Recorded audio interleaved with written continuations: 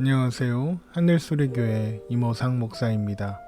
2021년 5월 17일 월요일 오늘의 말씀 시작하겠습니다. 오늘 나눌 말씀은 사도행전 4장 32절에서 37절의 말씀입니다. 믿는 무리가 한 마음과 한 뜻이 되어 모든 물건을 서로 통용하고 자기 재물을 조금이라도 자기 것이라 하는 이가 하나도 없더라. 사도들이 큰 권능으로 주 예수의 부활을 증언하니 무리가 큰 은혜를 받아 그 중에 가난한 사람이 없으니 이는 밭과 집 있는 자는 팔아 그 판 것의 값을 가져다가 사도들의 발 앞에 두매 그들이 각 사람의 필요를 따라 나누어 줌이라. 구브로에서 난 레위족 사람이 있으니 이름은 요셉이라. 사도들이 일컬어 바라바라 번역하면 위로의 아들이라 하니 그가 밭이 있음에 팔아 그 값을 가지고 사도들의 발 앞에 두니라. 아멘. 성전 미문에 앉아 구걸하던 걷지 못하던 사람을 고친 일로 인하여 많은 사람들이 베드로와 요한을 찾아와 복음을 듣게 되었습니다. 그러나 그로 인해서 사내들인의 유대인의 지도자들은 이를 중단시키고자 베드로와 요한을 잡아 신문하게 되죠. 그러나 베드로와 요한은 성령의 충만함을 받아 성령이 말하게 하심을 따라 그 앞에서 담대하게 예수님의 이름을 증거했습니다. 그러나 유대인 지도자들은 그들에게 아무런 말도 할 수 없었죠. 그래서 그들은 결국 예수의 이름으로 증거하지 말라고 협박하고 경고한 뒤에 그냥 풀어주어야 했습니다. 그렇게 돌아온 베드로와 요한이 그 있었던 일들을 다른 신자들과 나누자 신자들은 하나님을 찬양하며 앞으로도 담대히 하나님의 말씀과 예수님의 이름을 증거하게 하시기를 간구했습니다. 이어서 사도행전은 다시 믿는 무리가 한 마음과 한 뜻이 되어 모든 물건을 서로 통용하고 자기 재물을 자기의 것이라 주장하지 않았다, 공유했다, 유무상통했다라는 이야기를 전합니다.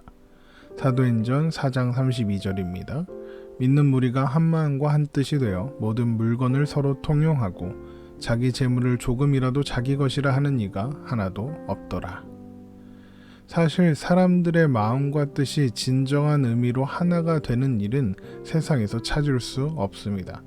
같은 공동체나 모임에 속해 있더라도 심지어 가족이라 해도 한 사람 한 사람의 마음과 생각과 뜻은 모두 다 제각각입니다. 그래서 세상의 어떤 모임이나 공동체는 같은 목적을 가진 사람들이 모입니다. 그것이 정치적인 힘일 수도 있고 부를 축적하기 위한 것일 수도 있고 지식을 쌓기 위한 것일 수도 있을 것입니다. 그러나 그 목적이 달성되면 각각이 기대하는 목적과 방향으로 쉽게 흩어지는 것이 세상의 모임이죠. 그래서 오늘의 같은 편이 내일도 같은 편이다 라고는 보장할 수 없습니다. 그러나 놀랍게도 처음 교회 공동체는 마음과 뜻이 하나가 된 것입니다. 사람들이 모여 있음에도 불구하고 어떻게 그것이 가능했을까? 사도행전은 이렇게 전합니다. 사도행전 4장 33절입니다. 사도들이 큰 권능으로 주 예수의 부활을 증언하니 무리가 큰 은혜를 받아. 사도들이 큰 권능으로 예수님의 부활을 증언할 때 무리가 큰 은혜를 받았기 때문입니다. 큰 권능은 사도들의 능력이 아닙니다. 사도들이 유대인의 지도자들의 위협에도 불구하고 예수님의 이름을 계속 전하고 가르칠 수 있도록 담대함을 주시는 성령의 능력이죠. 사람들은 흔히 큰 권능이다 그러면 어떤 초월적이고 신비로운 현상이 일어나는 것을 생각하고 또 기대합니다.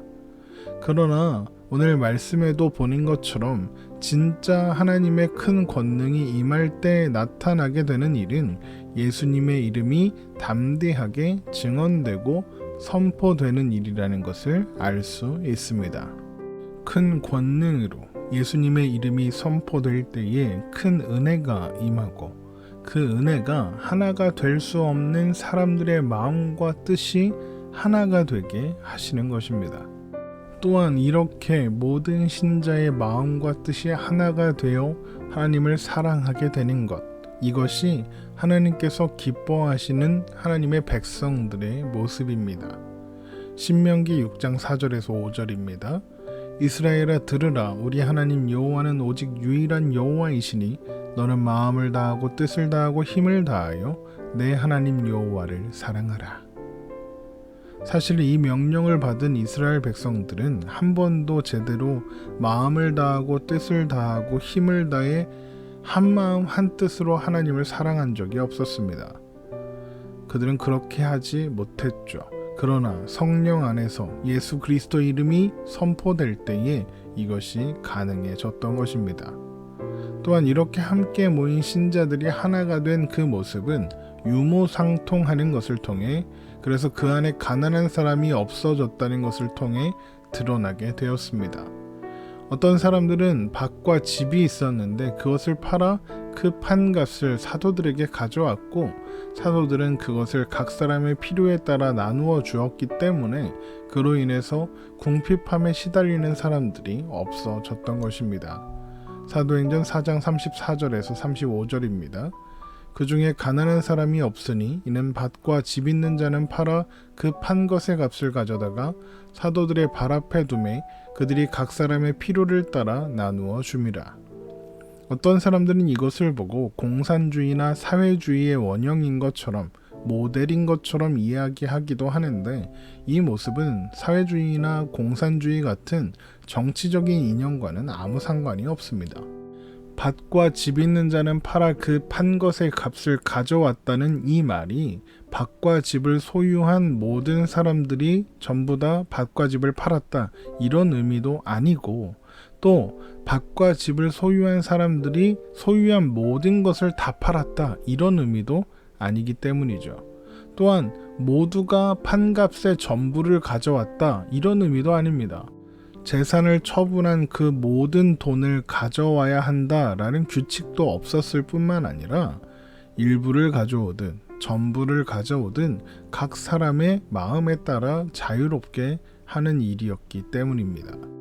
여기 가져다가 라고 번역된 헬라어 단어 에페로는 미완료 동사로 가져오는 일이 간헐적으로 또 지속적으로 반복되었다는 것을 의미하는 단어입니다. 그러니까 각자의 형편과 상황에 따라 사도들에게 헌금을 가져왔고, 사도들은 그것으로 각 사람의 필요에 따라 나누어 주었다, 이렇게 보는 것이 맞는 것이죠. 그렇게 교회는 한마음 한뜻으로 하나님께서 기뻐하시는 공동체를 이루어 가고 있는 것처럼 보였습니다. 교회가 한마음 한뜻으로 하나님께서 기뻐하시는 공동체를 이루어 가고 있었다가 아니라 이루어 가고 있는 것처럼 보였다라고 표현한 것은 이때의 교회에 한 가지 문제의 씨앗이 던져졌기 때문입니다. 그 문제의 씨앗이 무엇이냐? 바로 바나바의 등장입니다. 사도행전 4장 36절에서 37절입니다. 구브로에서 난 레이족 사람이 있으니 이는 요셉이라. 사도들이 일컬어 바나바라, 번역하면 위로의 아들이라 하니 그가 밭이 있음에 팔아 그 값을 가지고 사도들의 발 앞에 두니라. 물론 바나바라는 이 사람의 존재가 문제의 씨앗이다, 이 사람이 나쁜 사람이다, 이런 이야기를 하려는 것이 아닙니다. 하나님은 바나바를 안디옥 교회의 사역자로, 또 바울의 동역자로, 전도자로, 선교사로 사용하셨습니다. 문제는 사도들이 요셉을 바나바라 부르면서 시작되는 것입니다. 바나바의 이름은 요셉이고 바나바는 사도들이 붙여준 별칭 같은 것입니다. 사도들이 그를 바나바다라고 부른 것은 그가 소유하고 있던 밭을 팔아 그 값을 사도들에게 가지고 왔기 때문은 물론 아니었을 것입니다. 왜냐하면 우리가 앞에서 본 것처럼 그런 일을 하는 신자들은 계속 있었고, 그러니까 바나바가 뭔가 그런 특별한 일을 한 것이 아니었기 때문입니다. 그런데 사도들은 그를 바나바다라고 불렀던 것이죠. 바나바라는 이름의 의미가 무엇입니까? 사도행전은 바나바라는 이름의 의미가 위로의 아들이다 라고 기록합니다. 바나바의 원어 발음은 바나바스로 발음이 되는데 이것은 바와 나바스라는 단어의 합성어입니다. 여기에서 바는 아들이라는 뜻이고 나바스는 히브리어 나비에서 온 말로 선지자, 예언자라는 뜻입니다.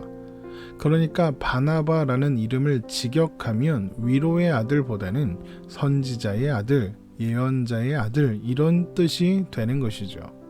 그런데 사도행전이 바나바를 번역하면 위로의 아들이다 라고 하는 것은 선지자가 하나님의 위로를 전하는 사람이라고 여겨졌기 때문입니다.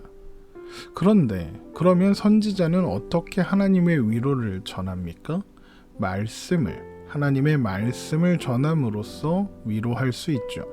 그렇다면 사도들이 요셉을 바나바라고 부른 것은 그가 선지자의 역할, 그러니까 하나님의 말씀을 전하는, 그래서 위로자의 역할을 하는 사람으로 인정한다, 이런 의미가 되는 것입니다. 그러니까 사도들은 요셉을 말씀을 가르치는 권위가 있는 사람, 교회에 영향력 있는 사람으로 인정한다, 그런 의미로 그를 바나바라고 불렀던 것입니다. 그러면 사도들이 왜 바나바를 그런 사람으로 인정했을까요? 헌금을 많이 했기 때문이겠습니까? 그렇지 않다는 것은 이미 확인했죠. 사도들이 바나바를 통해서 본 것은 그가 한 헌금이 아니라 그가 가지고 있는 좋은 믿음과 성품 그리고 성경에 대한 통찰력이었을 것입니다. 사도행전 11장 24절입니다. 바나바는 착한 사람이요 성령과 믿음이 충만한 사람이라 이에 큰 무리가 주께 더하여지더라. 그러니까 바나바는 좋은 사람이었던 겁니다. 교회의 일을 사도들을 도와서 할 만한 사람으로 사도들이 보았다, 이런 뜻인 거죠.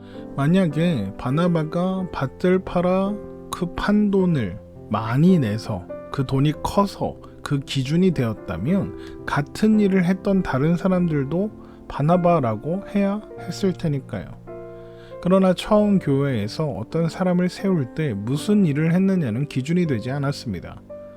이후에 사도행전의 기록들, 예를 들어 7집사를 세우는 이야기나 또 바울을 교회에 받아들이는 이야기들을 보면 그런 기준은 적용되지 않습니다.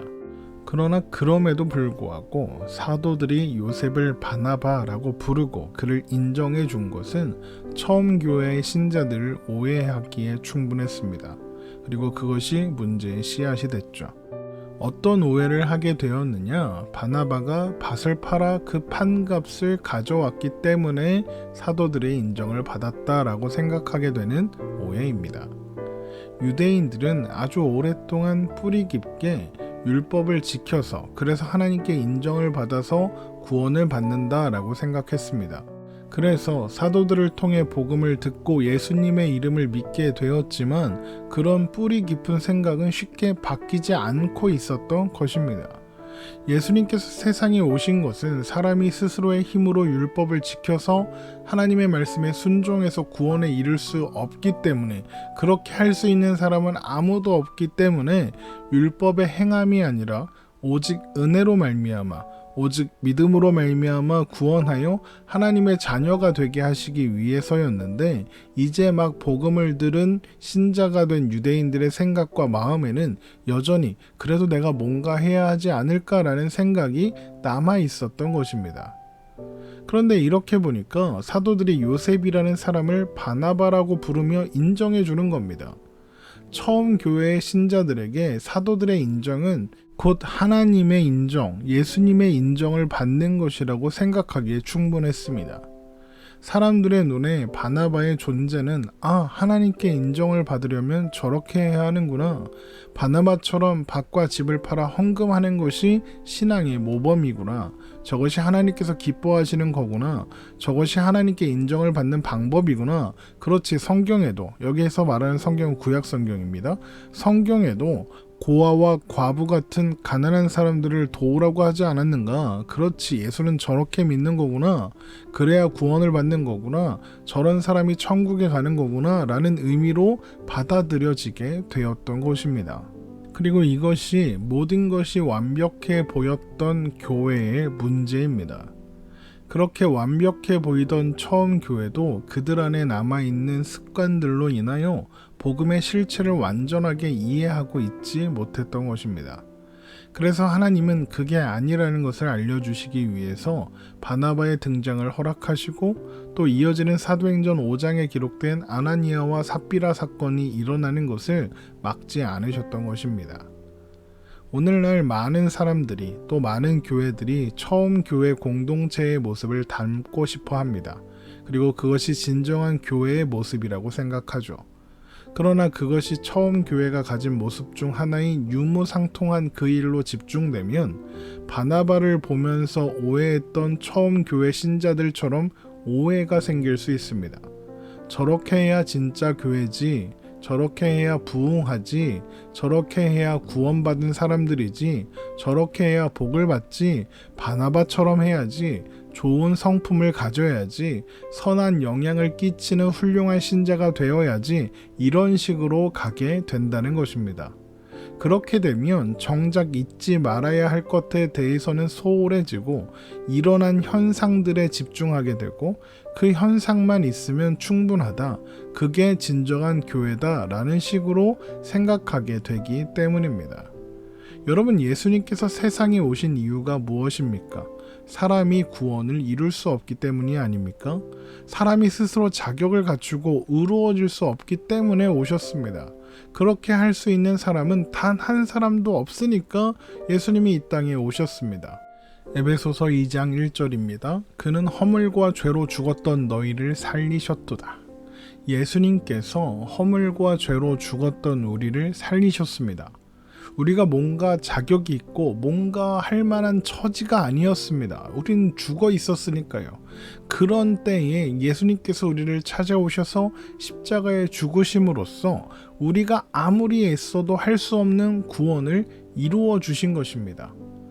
우리가 무엇을 해야, 무언가 꺼내 놓아야 구원을 얻을 수 있는 것이 아니라 하나님의 은혜와 긍휼과 자비가 우리를 구원하시는 겁니다. 이것을 잊지 말아야 합니다. 일어난 현상이 아니라 하나가 될 수 없는 사람들의 마음과 생각을 하나로 모으시고 하나님의 큰일을 드러나게 하신 성령님, 하나님의 하나님 되심과 하나님의 살아계심을 바라보아야 하는 것입니다. 오늘 말씀 이렇게 마치겠습니다. 하나님의 하나님 되심과 살아계신 하나님을 바라보며 오늘을 사는 우리가 되기를 주님의 이름으로 축원합니다.